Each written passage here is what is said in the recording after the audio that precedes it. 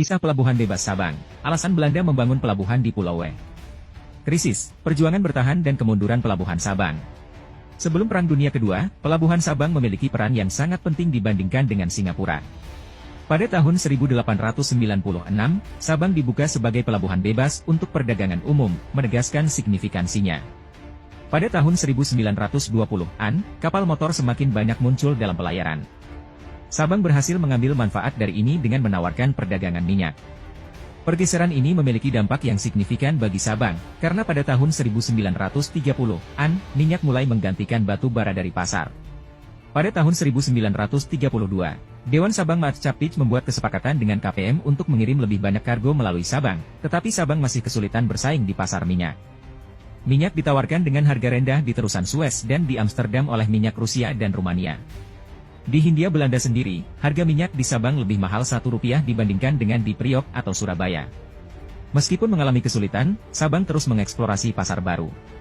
Salah satunya adalah dukungan perusahaan Sabang untuk penerbangan interkontinental pertama dari Schiphol ke Batavia pada tahun 1924. Pada tahun 1926, rencana untuk layanan udara tetap Sabang-Batavia-Surabaya untuk pengiriman pos sudah sangat maju.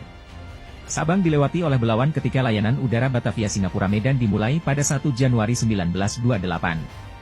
Lagi-lagi Belawan menjadi pesaing Sabang. Pada tahun 1930, Sabang mengalami kemunduran ketika Koninklijke Nederlandse Indische Luchtvaart Maatschappiij kehilangan minat dalam mendirikan bandara di Sabang. Konstruksi bandara terhambat oleh krisis.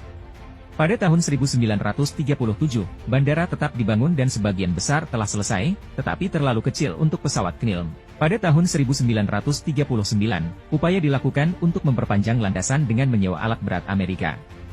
Pada 8 Mei 1940, 2 hari sebelum invasi Belanda oleh Jerman, laporan menyebutkan bahwa proyek perluasan Bandara Sabang terus berlanjut.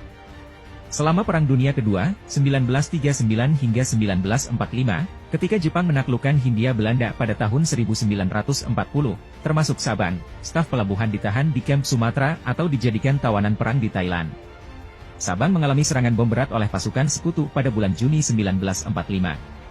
Setelah inspeksi pada tahun 1946, perusahaan melakukan likuidasi NV, Zeehaven dan Kolenstation Sabang.